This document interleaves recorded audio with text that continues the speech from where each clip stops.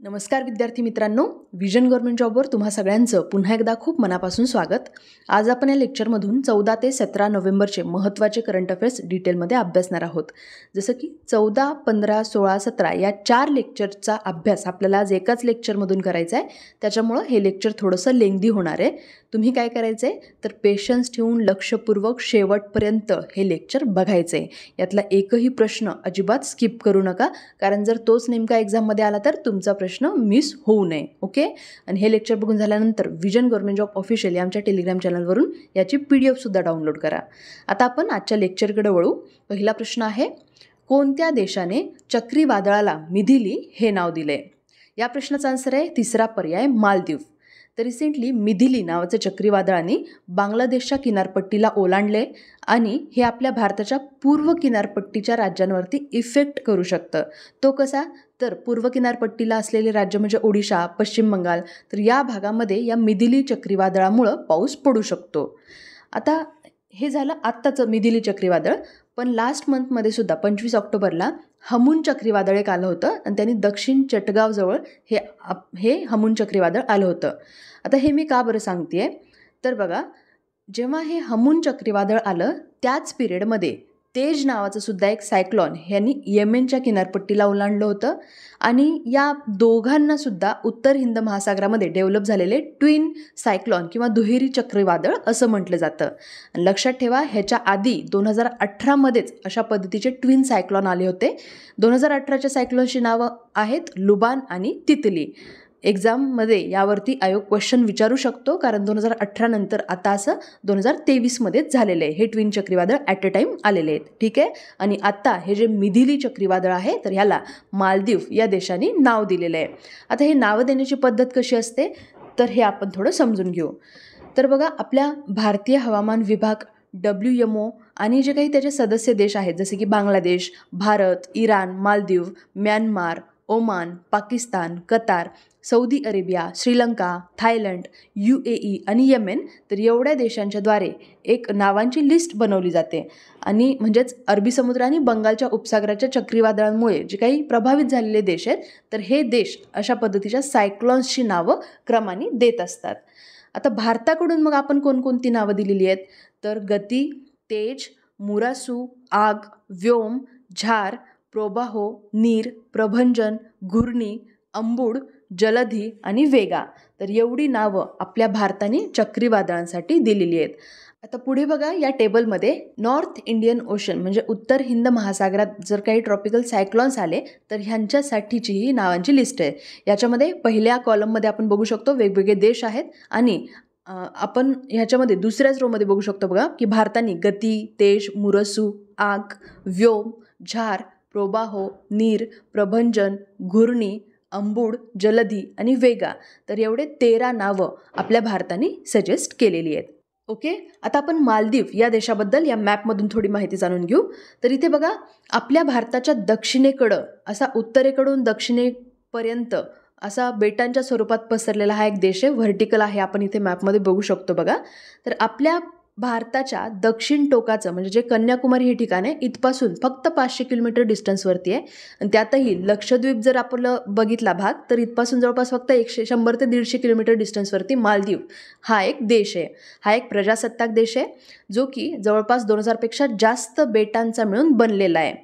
आता जरी हा देश 2000पेक्षा जास्त बेटांचा बनलेला असला तरीसुद्धा याच्यापैकी फक्त 220च बेटांवरती लोक राहतात, म्हणजे फक्त तेवढ्याच भागामध्ये इथं लोकवस्ती आहे. याची राजधानी आहे माले आणि चलन आहे मालदीवन रुफिया. ठीक आहे. पुढचा प्रश्न, कोणता देश व्हर्च्युअल स्वरूपात दुसऱ्या व्हॉइस ऑफ ग्लोबल साऊथ समिटचं आयोजन करणार आहे? महत्त्वाचा प्रश्न आहे हा, कारण ह्याचा आन्सर आहे आपला भारत.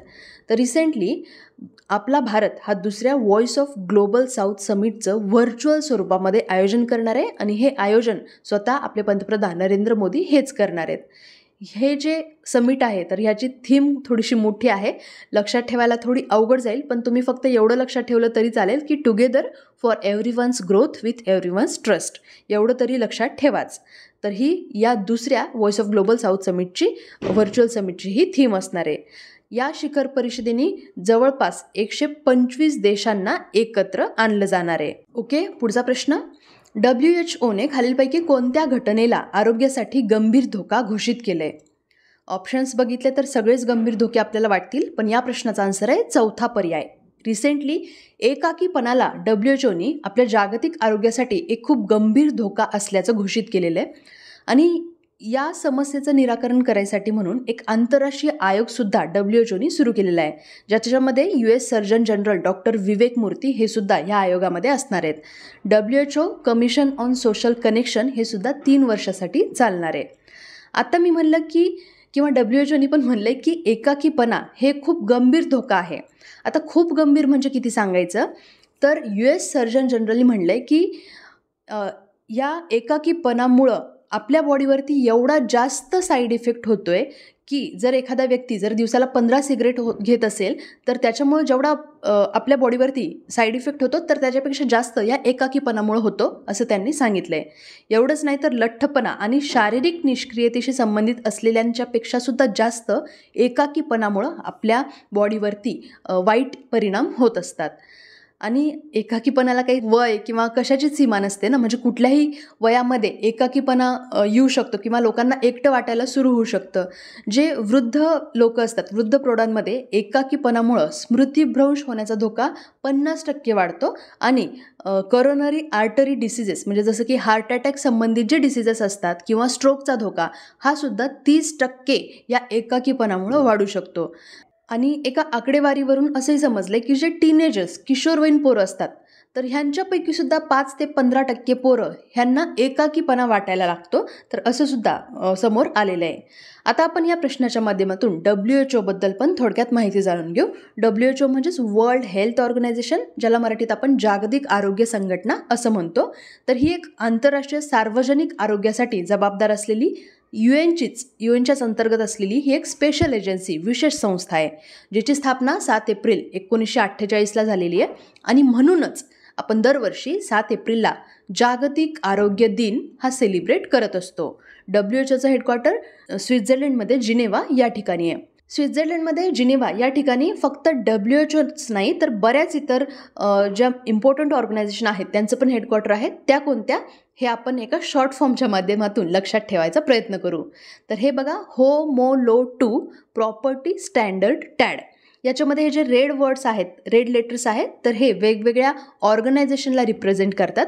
याच्यापैकी हो म्हणजे वर्ल्ड हेल्थ ऑर्गनायझेशन, मो म्हणजे वर्ल्ड मेटेओरॉलॉजिकल ऑर्गनायझेशन, लो म्हणजे इंटरनॅशनल लेबर ऑर्गनायझेशन, टो म्हणजे वर्ल्ड ट्रेड ऑर्गनायझेशन, प्रॉपर्टी म्हणजे world intellectual property organization, standards म्हणजे इंटरनॅशनल ऑर्गनायझेशन फॉर स्टँडर्डायझेशन, टॅड म्हणजे united nations conference on trade and development, ह्यालाच UNCTAD असंही म्हणतात. तर या सगळ्या इम्पॉर्टंट ऑर्गनायझेशनचे हेडक्वार्टर स्वित्झर्लंडमध्ये जिनेव्हा याच ठिकाणी आहे. ठीक आहे, पुढचा प्रश्न, शक्ती धोरण कोणत्या क्षेत्राशी संबंधित आहे? आता शक्ती नावावरून आपल्याला महिला सक्षमीकरण असंही वाटू शकतं, पण या प्रश्नाचा आन्सर आहे चौथा पर्याय, कोळसा. तर रिसेंटली आपल्या कोळसा मंत्रालयाने जे त्यांचं शक्ती धोरण होतं तर ह्याच्यामध्ये काही सुधारणा केलेल्या आहेत. आता हे कशासाठी, तर कोळसा जोडणीचा विस्तार करण्यासाठी आणि जे कोळशाचा व्यापार चालतो तर बाजारामध्ये ह्या सगळ्या गोष्टीला ट्रान्सपरन्सी आणण्यासाठी म्हणून या शक्ती धोरणामध्ये काही सुधारणा केलेल्या आहेत आपल्या कोळसा मंत्रालयाने. आता हे कशासाठी, तर अशा जोडणीद्वारे निर्माण होणारे जे वीज पॉवर एक्सचेंज आहेत त्याच्याद्वारे किंवा discovery of efficient energy price, यालाच डीप असं म्हणतात, तर या पोर्टलवरती ट्रान्सपरंट बोली प्रोसेसच्या माध्यमातून हे जे कोळसा आहे तर ह्याच्या विक्रीला चालना देण्यासाठी हे धोरण आपल्या कोळसा मंत्रालयाने सुरू केलेलं आहे. आता ह्याच्यामध्ये महत्त्वाची सुधारणा काय आहे माहिती आहे का, तर वीज खरेदी कराराशिवाय खाजगी जनरेटरसोबत वीज प्रकल्पांना मिनिमम 3 महिन्यासाठी आणि जास्तीत जास्त 1 वर्षापर्यंत कोळसा जोडणी द्यायची परवानगी ह्या आता सुधारणेमध्ये त्यांनी मेन्शन केलेली आहे. आता शक्ती धोरण हे ऑलरेडी होतं, फक्त ह्याच्यामध्ये काही सुधारणा करण्यात आलेल्या आहेत. याच्यामध्ये शक्ती हे एक शॉर्ट फॉर्म आहे. याचा फुल फॉर्म काय आहे मग, तर शक्ती म्हणजे scheme for harnessing and allocating कोयला ट्रान्सपरंटली इन इंडिया, म्हणजेच आहे शक्ती. तर हे ह्याचं शॉर्ट फॉर्म आहे. कोळसाचा पुरवठा नसलेल्या अशा काही तणावग्रस्त वीज युनिट्सला कोळसा द्यायसाठी 2018मध्ये हे शक्ती धोरण सुरू करण्यात आलं होतं. आणि कोळसा लिलावाद्वारे इंधन पुरवठा करार म्हणजेच FSAs नसलेल्या काही ऊर्जा प्रोजेक्ट्सला कोळसा जोडणी देण्यासाठी ह्या धोरणाचा वापर केला जातो. ठीक आहे. पुढचा प्रश्न, कोणत्या रेल्वे स्टेशनवर स्वतःचं रेल्वे कोच रेस्टॉरंट मिळेल? या प्रश्नाचा आन्सर आहे फर्स्ट ऑप्शन गोमती नगर. आता या प्रश्नातून मी तुम्हाला एक होमवर्कचा क्वेश्चन देते की गोमती नगर हे कोणत्या राज्यामध्ये आहे? याचा आन्सर नक्की कमेंट करून कळवा. तर रिसेंटली या ठिकाणी या शहरातलं दुसरं रेल्वे कोच रेस्टॉरंट हे सुरू करण्यात आलेलं आहे. दुसरं का बरं म्हणते मी, तर रिसेंटली पहिलं चारबाग या स्टेशनवरती पहिलं जे रेल्वे कोच रेस्टॉरंट आहे याचं उद्घाटन करण्यात आलं होतं. आणि आता रिडिझाईन केलेल्या स्टेशनच्या प्लॅटफॉर्म नंबर 1च्या बाहेर हे एक रॉयल ट्रेन क्युझिन नावाचं एक स्क्रॅप्स वापरून बनवलेलं हे एक रेस्टॉरंट त्यांनी सुरू केलेलं आहे, जे की 24/7 उघडं राहणार आहे. NER रिजनमधलं हे पहिलं रेल्वे कोच रेस्टॉरंट आहे. आणि ह्याच्यानंतर गोरखपूर आणि सिधोली या इतर 2 ठिकाणीसुद्धा आता अशा पद्धतीचे रेस्टॉरंट हे उघडण्यात येणार आहेत. ठीक आहे. आता हे जे बाकीचे नावं आहेत यावरून तुम्हाला एक मी जो होमवर्कचा क्वेश्चन दिला आहे त्याची आयडिया आली असेल की हे कोणत्या राज्यामध्ये आहे. तरीसुद्धा तुम्हीच कमेंट करून सांगायचं आहे.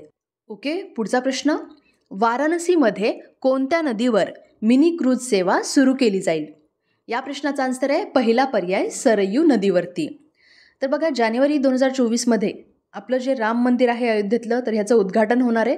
आणि ह्याच्या जस्ट आधी वाराणसीतली एक कंपनी आहे अलकनंदा क्रूज, तर ह्यांनी ह्या इथल्या सरयू नदीवरती मिनी क्रूज सेवा द्यायचं ठरवलेलं आहे.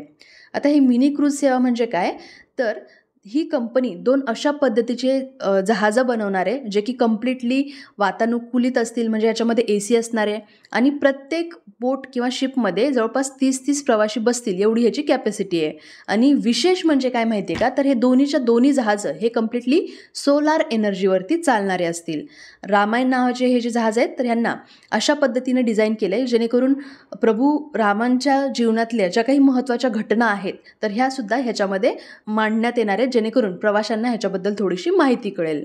तर अशा पद्धतीच्या ह्या मिनी क्रूज सेवा सरयू नदीवरती येणार आहेत. ओके. पुढचा प्रश्न, डॅशने कॉर्पोरेट गव्हर्नन्समधील उत्कृष्टतेसाठी गोल्डन पिकॉक पुरस्कार 2023 जिंकला. या प्रश्नाचा आन्सर आहे फर्स्ट ऑप्शन HDFC लाईफ. तर या कंपनीला UK इथल्या हाऊस ऑफ लॉर्ड्समध्ये ग्लोबल बिझनेस मीटसोबत कॉर्पोरेट गव्हर्नन्स अँड सस्टेनेबिलिटीसाठी हा अवॉर्ड ज्याचं नाव आहे गोल्डन पिकॉक अवॉर्ड्स हा ह्यांना मिळालेला आहे. ह्याची स्थापना, ह्या HDFC लाईफ कंपनीची स्थापना 2000मध्ये करण्यात आली होती. ह्याचं पूर्ण नाव आहे HDFC life insurance company limited, जी की सध्या आपल्या भारतातली एक टॉपची अशी लाईफ इन्शुरन्स कंपनी आहे. सध्याच्या ह्याच्या MD आणि CEO आहेत विभा पडळकर. ओके. पुढचा प्रश्न, हा प्रश्न खूप इंटरेस्टिंग आहे. तुम्हीसुद्धा वर्ल्ड कप बघितला असेल, मी सुद्धा बघितला आहे. आपण जरी वर्ल्ड कप हरलेलो असलो तरीसुद्धा विराट कोहलीचे रेकॉर्ड्स हे काही बनलेले आहेत, यासंबंधीचा हा प्रश्न आहे. तर कोणत्या क्रिकेटपटूंनी ICC विश्वचषक 2023मध्ये सचिन तेंडुलकरचा सर्वाधिक एकदिवसीय शतकाचा विक्रम मोडला आहे? या प्रश्नाचा आन्सर आहे फर्स्ट ऑप्शन विराट कोहली. तर बघा, रिसेंटली विराट कोहलीनं त्याचं 50वं शतक ठोकलेलं आहे. आणि जो सचिन तेंडुलकरचा रेकॉर्ड होता की वन डेमध्ये 49 सेंचुरी हे सचिन तेंडुलकरनं केल्या होत्या, जे की आत्तापर्यंत रेकॉर्ड होतं. पण आता हे त्याचं रेकॉर्ड विराट कोहलीनं या वर्ल्ड कपमध्ये मोडलं आहे आणि त्यांनी त्याची 50वी सेंचुरी सेमीफायनलमध्ये केलेली आहे. एवढंच नाही, तर सचिनचं त्यांनी अजून एक रेकॉर्ड मोडलं आहे की एकाच वर्ल्ड कपच्या इनिंगमध्ये सगळ्यात जास्त रन करण्याचा रेकॉर्ड हा सचिन तेंडुलकरचा होता. सचिन तेंडुलकरने 2003च्या वर्ल्ड कपमध्ये 673 रन केल्या होत्या एकाच वर्ल्ड कपच्या मॅचेसमध्ये, पण त्याचा हा रेकॉर्ड आता विराट कोहलीनं मोडलेला आहे. ठीक आहे. आता आपण या प्रश्नाच्या माध्यमातून क्रिकेटबद्दल थोडी हिस्ट्री जाणून घेऊ. तर बघा, पहिला ऑफिशियल क्रिकेटचा टेस्ट मॅच हा 1877ला झाला होता, जे की मेलबर्न इथं खेळवला गेला ऑस्ट्रेलिया आणि इंग्लंड या 2 टीम्सच्या मध्ये. पहिला one day international cricket match 1971ला मेलबर्न याच ठिकाणी खेळवला गेला आणि अगेन हा पण इंग्लंड आणि ऑस्ट्रेलिया यांच्यातच खेळवला गेला होता. पुढे वन डे मॅचेसचा जो पहिला वर्ल्ड कप होता, जसं की म्हणजे 50 ओव्हरचा, तर हा पहिल्यांदा 1975मध्ये लंडनमध्ये खेळला होता. पुढे क्रिकेटची एपेक्स बॉडी म्हणजेच ICCबद्दल पण जाणून घेऊ. ICC म्हणजेच इंटरनॅशनल क्रिकेट काउन्सिल, म्हणजेच आंतरराष्ट्रीय क्रिकेट परिषद. तर ही जागतिक क्रिकेटची एक सर्वोच्च संस्था म्हणजे एपेक्स बॉडी आहे, जिचं हेडक्वार्टर आत्ता दुबईमध्ये आहे, जे की आधी इंग्लंडमध्ये लॉर्ड्स या ठिकाणी होतं. ICCची स्थापना 1909मध्ये झालेली. जसं की जगाचं ICC आहे तशा पद्धतीचं आपल्या भारतासाठीचं BCCI आहे, ज्याची स्थापना 1927मध्ये झालेली आहे. ठीक आहे. पुढचा प्रश्न. हा प्रश्न महत्त्वाचा आहे बघा, कारण बऱ्याच वेळा आयोग पहिल्या महिलांवरती क्वेश्चन विचारत असतो. प्रश्न आहे की ICC हॉल ऑफ फेममध्ये समाविष्ट होणारी पहिली महिला भारतीय क्रिकेटपटू कोण आहे? या प्रश्नाचा आन्सर आहे डायना एडुल्जी. हे नाव मी तरी पहिल्यांदाच ऐकलं होतं, तुम्ही सुद्धा लक्षात ठेवण्याचा प्रयत्न करा. तर डायना एडुल्जी ह्या आता ICC हॉल ऑफ फेममध्ये समाविष्ट होणाऱ्या पहिल्या महिला भारतीय क्रिकेटपटू ठरलेल्या आहेत.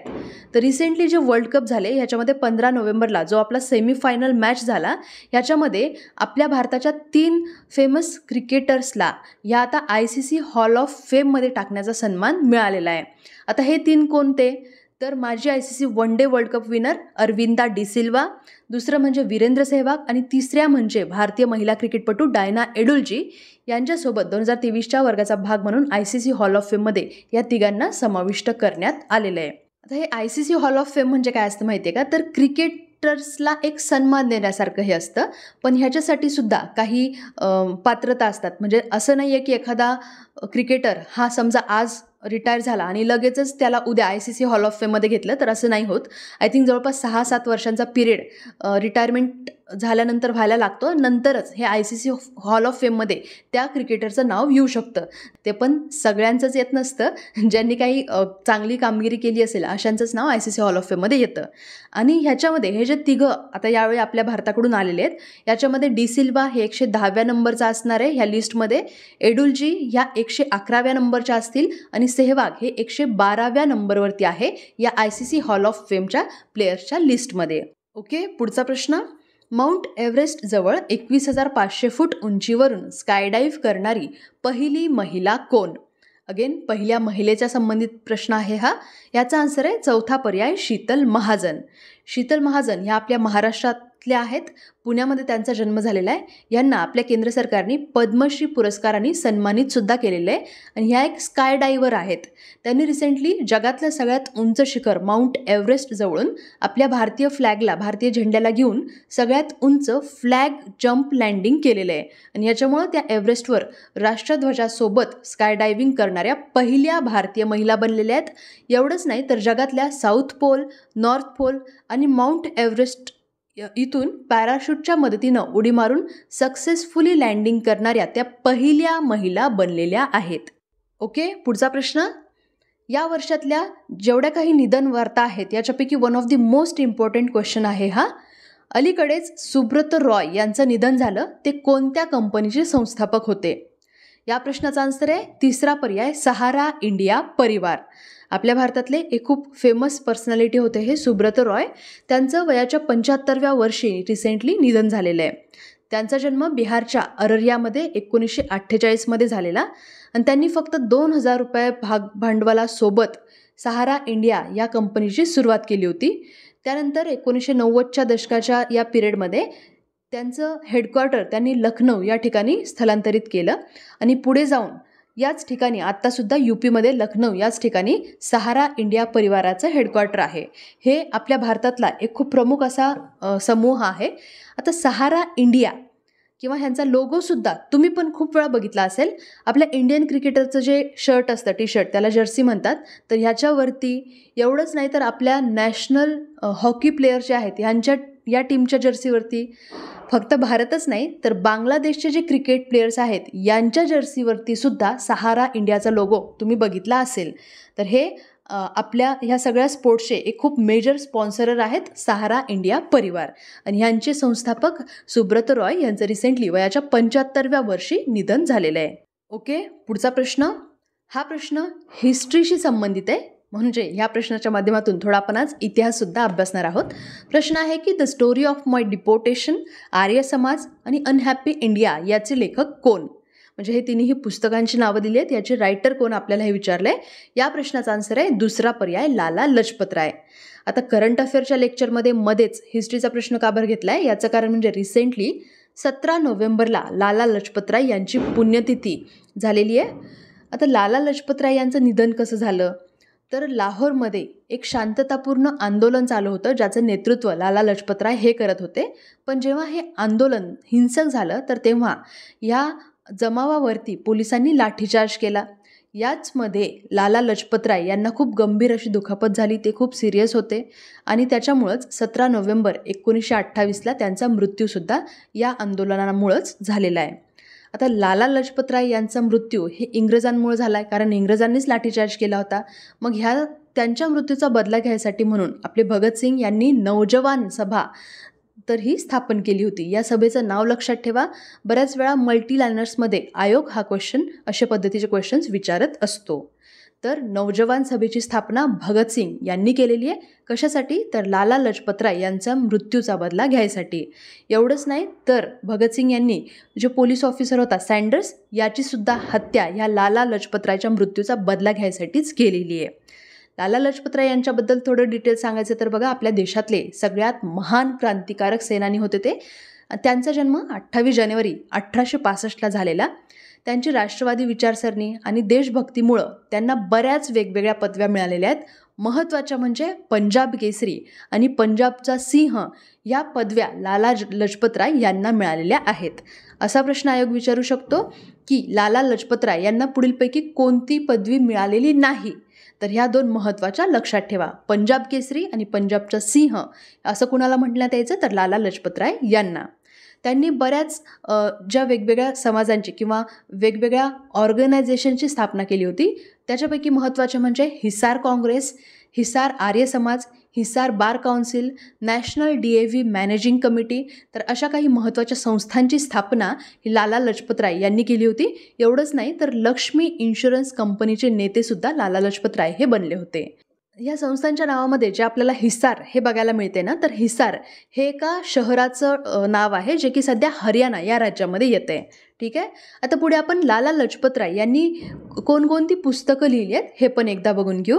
कारण बऱ्याच वेळा आयोग राज्यसेवा पूर्व परीक्षेत तर अशा पद्धतीचे प्रश्न विचारतोच, पण आता कंबाईन एक्झाम्समध्ये सुद्धा पुस्तकांवरती आयोग प्रश्न विचारत असतो.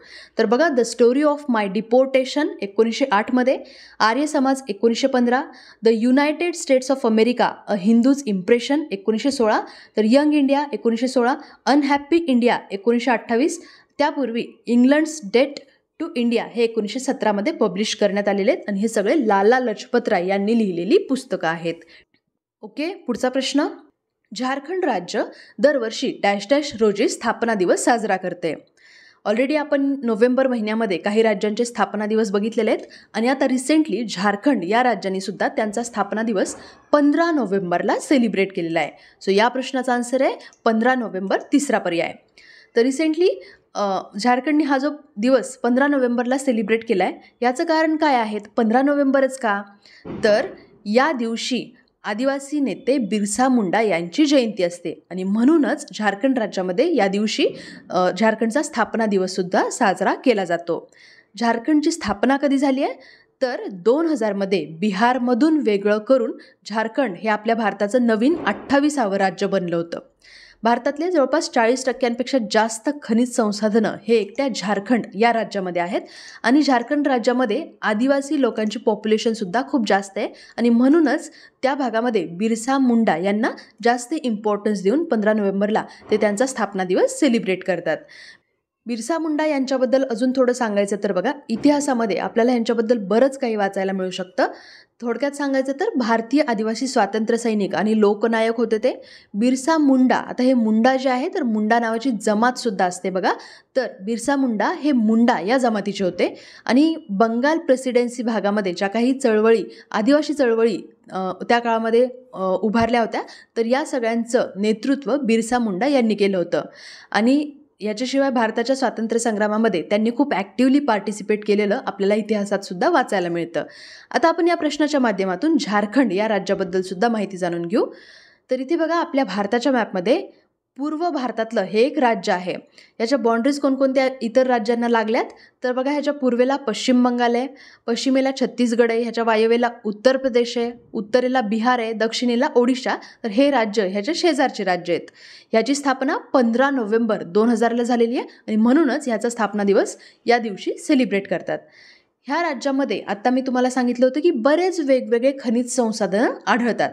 तर बघा, ग्रॅफाईट, लोह खनिज, चुनखडी, कोळसा, अभ्रक अशा बऱ्याच खनिज संपत्तींनं समृद्ध असलेलं हे राज्य आहे. तसं बघितलं तर भारताच्या टोटल खनिज संसाधनांपैकी 40% एवढा मोठा वाटा एकट्या झारखंड या राज्यामध्ये सापडतो. लक्षात ठेवा, भारतातलं पहिलं नियोजित औद्योगिक शहर हे झारखंडमधलं जमशेदपूर हेच आहे. आणि हे शहर भारताची औद्योगिक राजधानी म्हणून सुद्धा ओळखलं जातं. भारताची पिट्सबर्ग म्हणून सुद्धा जमशेदपूरला ओळखलं जातं. आता हे बराच फॅक्च्युअल डेटा जो आत्ता मी सांगितला आहे, तर मला असं वाटतं की हे तुम्ही पॉईंट्सच्या फॉर्मॅटमध्ये तुमच्या नोटमध्ये लिहायला पाहिजे. ह्या नोट्सच तुम्हाला एक्झामला जाताना हेल्पफुल ठरतात. आता झारखंडबद्दल अजून एक सांगायचं तर झारखंड राज्यातला धनबाद नावाचा एक जो जिल्हा आहे, तर इथं ह्या जिल्ह्याला भारताची कोळशाची राजधानी असं सुद्धा म्हणतात. ओके, तर झारखंडबद्दल बरेच फॅक्ट्स आपण एकदाच ह्याच्यातून बघितलेले आहेत. जर तुम्हाला हे एकदम फास्ट वाटत असेल तर तुम्ही हे लेक्चर थोडंसं पॉज करून मागं घेऊन सुद्धा बघू शकता. ठीक आहे, तर अशा पद्धतीने आज आपण 14, 15, 16 आणि 17 नोव्हेंबरचे महत्त्वाचे करंट अफेअर्स या लेक्चरमधून अभ्यासलेले आहेत. मला आशा आहे की नेहमीप्रमाणे आजचंही लेक्चर तुम्हाला आवडलं असेल. आवडले की नाही मला नक्की कमेंट करून सांगा. आता या लेक्चरमध्ये मी इथेच थांबते. भेटूयात लवकरच पुढच्या लेक्चरमध्ये. जय हिंद, जय महाराष्ट्र. धन्यवाद.